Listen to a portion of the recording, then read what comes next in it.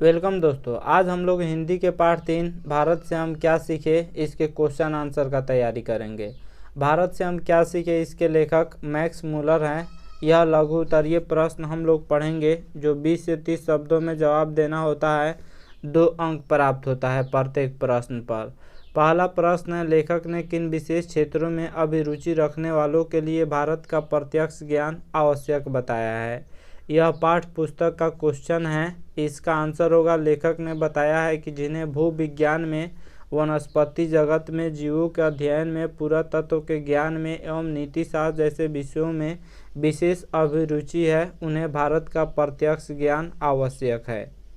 अगला प्रश्न है, लेखक ने नीति कथाओं के क्षेत्र में किस तरह भारतीय अवदान को रेखांकित किया है। यह पाठ पुस्तक का प्रश्न है। इसका आंसर होगा, लेखक ने बताया है कि नीति कथाओं के अध्ययन क्षेत्र में नवजीवन का संचार हुआ है। समय समय पर विविध साधनों और मार्गों द्वारा अनेक नीति कथाएं पूर्व से पश्चिम की ओर प्रवाहित रही हैं। अगला प्रश्न है, भारत को पहचान सकने वाली दृष्टि की आवश्यकता किनके लिए वांछनीय है और क्यों।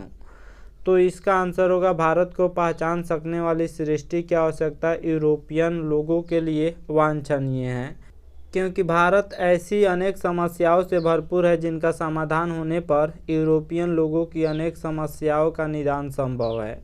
जब मैक्स मूलर भारत आए थे तो उस समय ब्रिटिश का हुकूमत था भारत पर।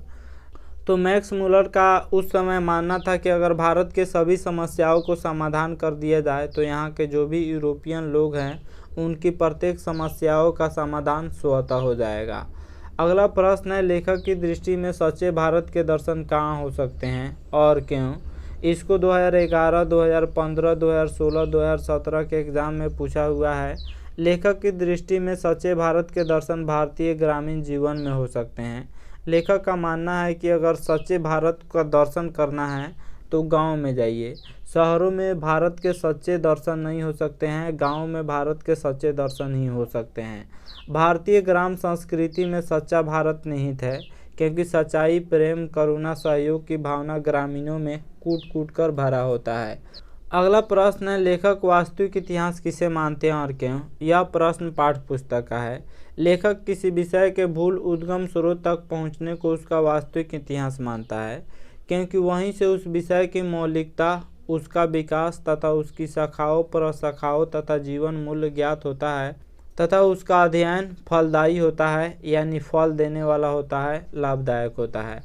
अगला प्रश्न है, लेखक ने वारेन हेस्टिंग्स से संबंधित किस दुर्भाग्यपूर्ण दुर्घटना का हवाला दिया है और क्यों। यह पाठ्य पुस्तक का प्रश्न है। तो इसका आंसर होगा, लेखक ने वारेन हेस्टिंग्स द्वारा 172 दारिश नामक सोने के सिक्के ईस्ट इंडिया कंपनी के निदेशक मंडल की सेवा में भेजे जाने पर कंपनी के मालिक द्वारा उसका महत्व नहीं समझना एवं मुद्राओं को गला देना दुर्भाग्यपूर्ण दुर्घटना कहा है, क्योंकि वह एक धरोहर था।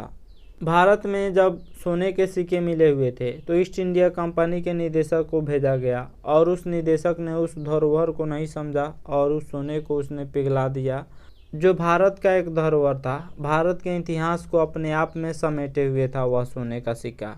अगला प्रश्न है, लेखक ने नया सिकंदर किसे कहा है। ऐसा कहना क्या उचित है, लेखक का अभिप्राय स्पष्ट कीजिए।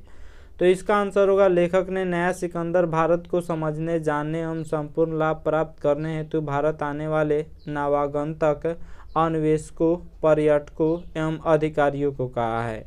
एक सिकंदर पहले था जो काफ़ी पहले, काफ़ी 100 वर्षों पहले वह भारत आया था।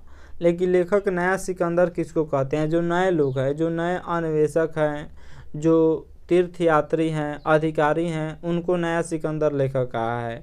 उसी प्रकार आज भी भारतीयता को निकट से जानने के नवीन स्वप्नदर्शी को आज का सिकंदर कहना अतिशयोक्ति यानी बढ़ा चढ़ा कर कही गई बात नहीं है, यह उचित है। अगला प्रश्न है, मैक्स मूलर ने संस्कृत की कौन सी विशेषताएं और महत्व बतलाएं। तो मैक्स मूलर के अनुसार संस्कृत की पहली विशेषता इसकी प्राचीनता है। दुनिया का सबसे प्राचीनतम भाषा संस्कृत है। इसके वर्तमान रूप में भी अत्यंत प्राचीन तत्व भली भांति सुरक्षित है। संस्कृत की मदद से ग्रीक, लैटिन, गौथिक और एंग्लो सैक्सन जैसी ट्यूटानिक भाषाओं, केल्टिक तथा स्लाव भाषाओं में विद्यमान समानता की समस्या को आसानी से हल किया जा सका। दुनिया का सबसे प्राचीन भाषा संस्कृत है। संस्कृत को देव भाषा भी कहा जाता है। इसलिए लेखक ने जो है बताया है कि संस्कृत जो है वह इसकी अनेक विशेषताएं हैं। ग्रीक, लैटिन, गौथिक और एंग्लो सैक्सन जैसी ट्यूटानिक भाषाओं, केल्टिक तथा स्लाव भाषाओं में समानता जो है वह संस्कृत से आसानी से मिल जाता है। अगला प्रश्न है, भारत किस तरह अतीत और सुदूर भविष्य को जोड़ता है, स्पष्ट करें। देखिए, इसको बहुत बार एग्जाम में पूछा जा चुका है। भारत अतीत और भविष्य को जोड़ता है। यहाँ मानवीय जीवन का प्राचीनतम ज्ञान विद्यमान है। यहाँ की भूमि प्राचीन इतिहास से जुड़ी रही है। यहाँ की संस्कृत भाषा के द्वारा विश्व को चिंतन की ऐसी धारा में अवगाहन का अवसर मिलता है जो अभी तक अज्ञात थी। अतः यह बीते हुए काल और आने वाले समय के लिए सेतु के रूप में मान है, यानी पुल के रूप में मान है। भारत दुनिया से जो है, जैसे यहाँ पे तक्षशिला विश्वविद्यालय या फिर जो है नालंदा विश्वविद्यालय या विक्रमशिला जैसे विश्वविद्यालय थे, जिसकी तुलना आज के ऑक्सफोर्ड और कैम्ब्रिज विश्वविद्यालय से की जाती है। तो भारत का इतिहास काफ़ी प्राचीन है। अगला प्रश्न है, समस्त भूमंडल में सर्वविध संपदा और प्राकृतिक सौंदर्य से परिपूर्ण देश भारत है। लेखक ने ऐसा क्यों कहा हुआ है? भारत ऐसा देश है जहां मानव मस्तिष्क की उत्कृष्टतम उपलब्धियों का सर्वप्रथम साक्षात्कार हुआ है। यहां जीवन की बड़ी से बड़ी समस्याओं के ऐसे समाधान ढूंढ निकाले गए हैं जो विश्व के दार्शनिकों के लिए चिंतन का विषय है। दुनिया के पूरे चीज़ों का समाधान, पूरे समस्याओं का समाधान यहीं से निकाला गया है। यहाँ जीवन को सुखद बनाने के लिए उपयुक्त ज्ञान एवं वातावरण का मिश्रण मिलता है जो विश्व के अन्य जगह नहीं है। दुनिया में ज्ञान और वातावरण जो है भारत में ही प्राप्त होता है। यह दुनिया के किसी भी देश में किसी भी हिस्से में नहीं प्राप्त होता है। अगला प्रश्न है, धर्मों की दृष्टि से भारत का क्या महत्व है, स्पष्ट करें। तो लेखक मैक्स मुलर कहते हैं कि भारत प्राचीन काल से ही धार्मिक विकास का केंद्र रहा है। प्राचीन समय से ही भारत में धर्म का विकास होता रहा है। यहाँ धर्म के वास्तविक उद्भव और उसके प्राकृतिक विकास का प्रत्यक्ष यानी डायरेक्ट परिचय मिलता है। भारत वैदिक धर्म की भूमि है। वैदिक धर्म की शुरुआत भारत से ही हुई है। बौद्ध धर्म की यह जन्मभूमि है। पारसियों के जरस्थुस धर्म की यह शरण स्थली है। आज भी यहाँ नित्य नए मतांतर प्रकट एवं विकसित होते रहते हैं। आज भी भारत में नए मत के मानने वाले लोग विकसित होते रहते हैं। भारत में बहुत सारे धर्म प्रकट हुए हैं। इस तरह से भारत धार्मिक क्षेत्र में विश्व को आलोकित करने वाला एक महत्वपूर्ण देश है। पूरी दुनिया में जितने भी धर्म हैं, सब धर्म भारत में हैं। यह भारत की एक विशेषता है। अगला प्रश्न है, भारत के साथ यूरोप के व्यापारिक संबंध के प्राचीन प्रमाण लेखकों ने क्या दिखाए हैं? तो इसका आंसर है, लेखक के अनुसार सोलोमन के समय में ही भारत, सीरिया और फिलिस्तीन के मध्य आवागमन के साधन सुलभ हो चुके थे। साथ ही इन देशों के व्यापारिक अध्ययन के आधार पर प्रमाणित होता है कि हाथी दांत, बंदर, मोर और चंदन आदि जिन वस्तुओं के ओफिर से निर्यात की बात बाइबिल में कही गई है, वे वस्तुएं भारत के सिवा किसी अन्य देश से नहीं लाई जा सकती है। यानी भारत काफ़ी प्राचीन समय से ही व्यापार के माध्यम से जुड़ा हुआ है।